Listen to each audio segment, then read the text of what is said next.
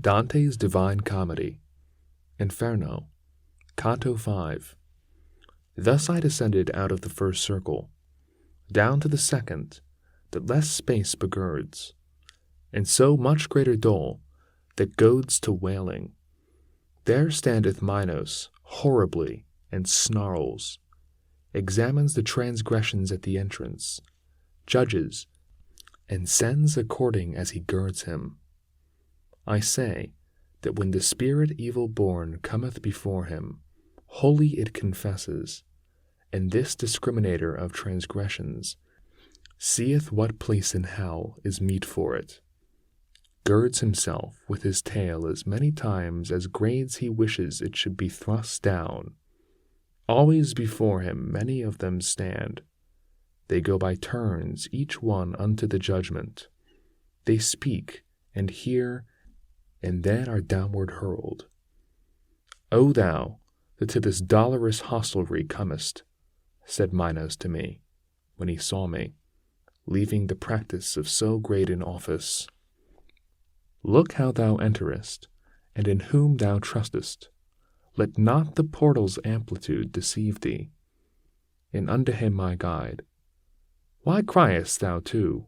Do not impede his journey fate ordained. It is so willed there where is power to do that which is willed, and ask no further question. And now began the dulcim notes to grow audible unto me.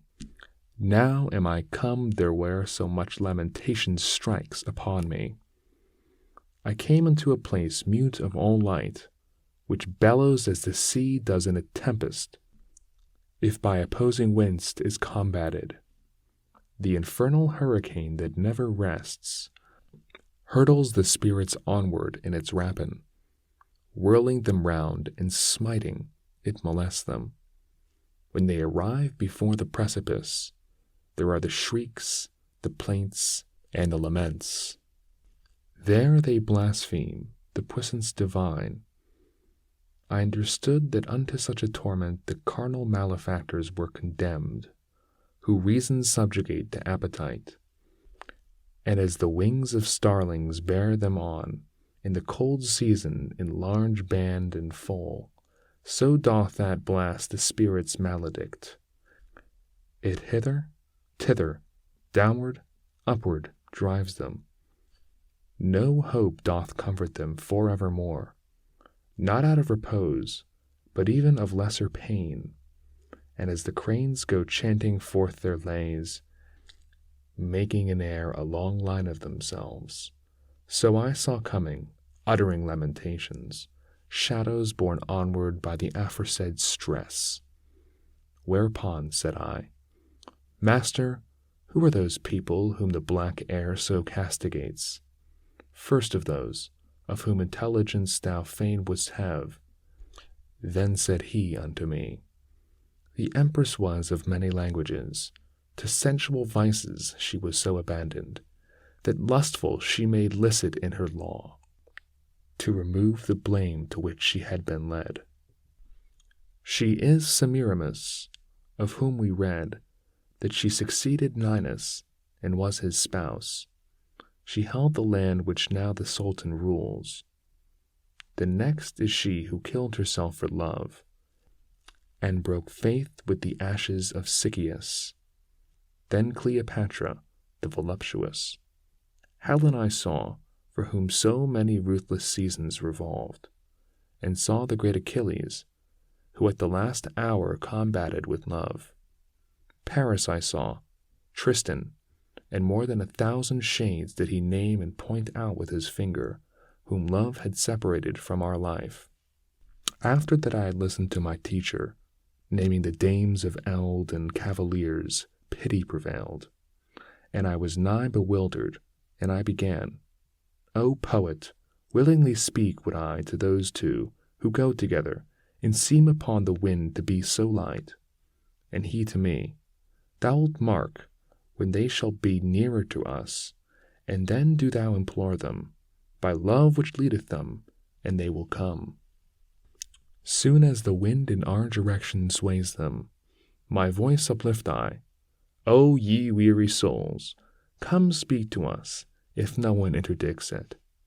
As turtle doves, called onward by desire, with open and steady wings to the sweet nest, fly through the air and by their volition borne, so came they from the band of where Dido is, approaching us athwart the air malign, so strong was the affectionate appeal.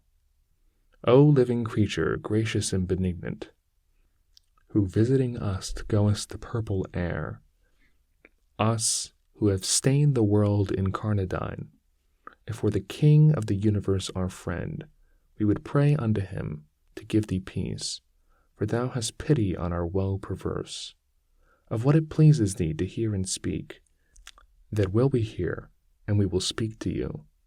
While silent is the wind, as it is now sitteth the city wherein I was born, upon the seashore to where the Po descends, to rest in peace with all his retinue.